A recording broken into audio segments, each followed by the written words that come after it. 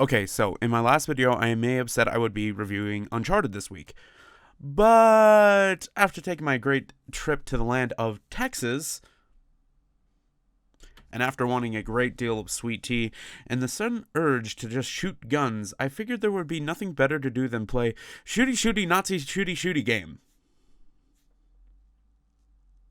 With all that being said, though, my name is Terrell, and this time on That Game Review Show, I'll be reviewing the first-person shooter, you're welcome, James, Battalion 1944. Battalion 1944 is an online arcade-styled first-person shooter with a similar feel to your Call of Duties. Set in World War II, it's easy to see that the team behind the game really took inspiration from those first few Call of Duty titles, things like Call of Duty 2. The game also really relies on the gunplay to make its mark. Overall, it feels fast and fluid, and from what I can tell, there is a slight learning curve to learning the new recoil to the weapons, but overall, it does have patterns, so it shouldn't take you too long if you've played a shooter before. And honestly, right out the gate, I knew that this was a perfect fit for casual audiences, being one of those games that you can jump right into and then jump out of in about 10 minutes or so. And it uses the modern shooter control schemes that are going to be, used everywhere these days, so playing for prolonged periods of time and then stopping for even longer periods of time shouldn't even be an issue in forgetting controls or anything like that. Battalion, however, doesn't really have any standout or innovative game modes. It just really sticks to the tried and true ones like Team Deathmatch, Domination, and Capture the Flag. I find this really disappointing because there's nothing really to keep me interested for longer than a couple games at a time. The game kind of feels like it also lacks in gun variety. I mean this by that there's not really a lot of differences in the weapons you're using. You also lack the customization to select what guns you want to use at that given moment. You're stuck within your faction where you have the Axis of the Allies on each side. So this gives you Germany, America, and the USSR to have weapons from. However, this really is stunted by you're limited to your faction's weapons, and all the classes, quote-unquote, are preset. So there's no real customization to them outside of the skins.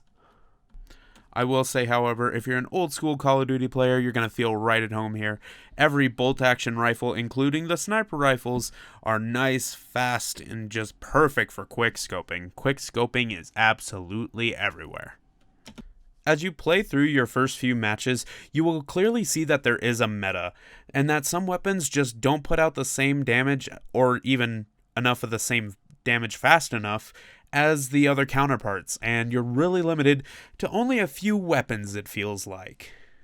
However, this should not be a deterrent. You can absolutely try to use the other weapons. It's just going to take more skill on your side, obviously.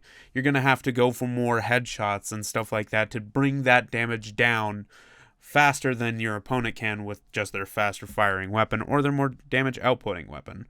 Every bolt action sniper rifle, for the most part, is a one-hit kill, so not much firing on that one. But headshots do extra damage, so if you go for those, you may just survive. Now, I had mentioned about how there is customization in the games and it's only through the weapons. So you may be asking, what is that like? Well, it is really just through a loot box system, similar to CSGO's actually.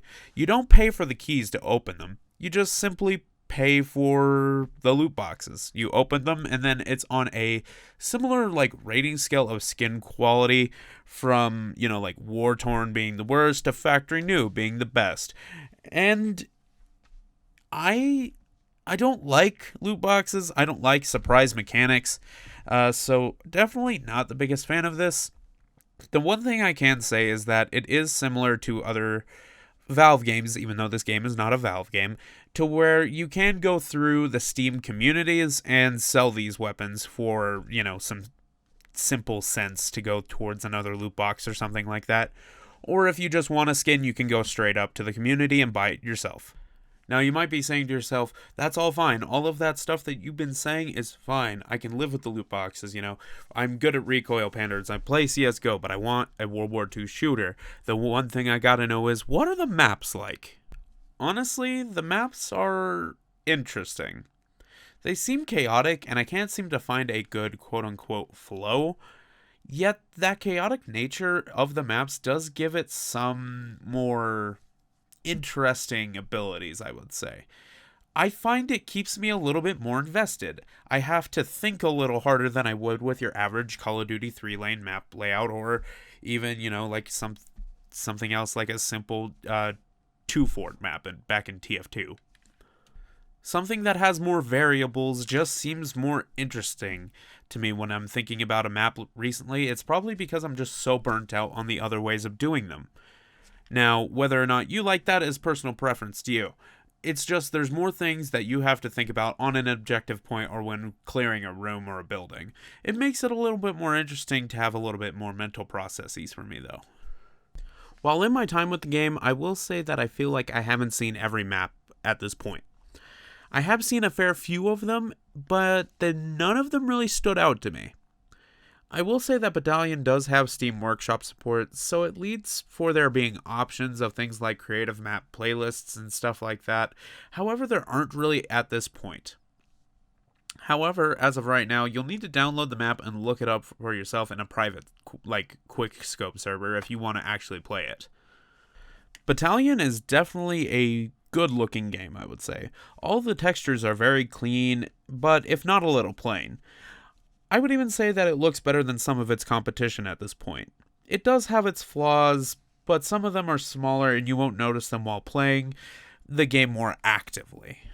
However, I must state that this game does have a couple of glaring issues that I ran into while I was playing the game, and before I could even nitpick about the little things, I need to talk about these because they're very important.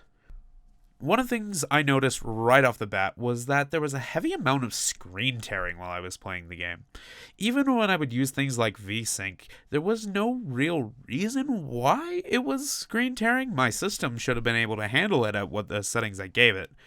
But for some reason, taking the frame rate and letting it run at a higher setting and a higher frame rate and turning on VSync there kind of resolved the issue, but not fully. It's still kind of there. And if you know anything about screen tearing, it can completely make you lose track of what's going on in the actual game. And for a multiplayer game, that can cost you a life. But something that's a little stranger than that is that it takes forever for my games to load, it feels like.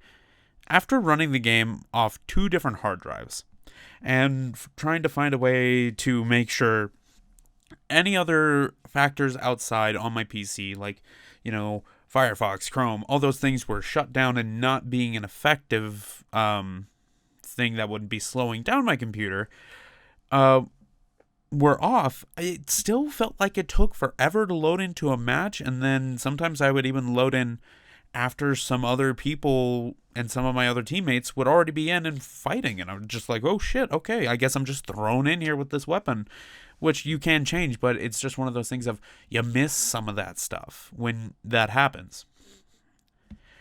And the game doesn't look that bad, nor does it really play that hard on your computer. It's not a difficult game to run. I don't understand why these few issues happen with it. It could just be me, but I'm not really sure if it is. So I'm just putting that out there. But honestly, Battalion 1944 may not be a game I recommend overall. With its glaring couple of issues and the fact that it just doesn't have as much content as some of its competitors, I feel like it's just one of those games that if you find it interesting at all, you will get enjoyment out of it, but not for its full price. I think it's definitely a game you should wait and pick up on sale. Now, if this is your type of thing, I can't stop you. If you want to pick it up at a full price, it's $20. Go nuts, kid.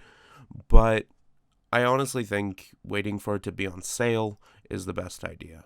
So, with that being said, that's where I'm going to leave it. Thank you guys for watching another video here on That Game Review Show. I hope you guys enjoyed this video. It's a little hard to record when you're a little sick as well, so if I've sounded rough in any of this, I apologize.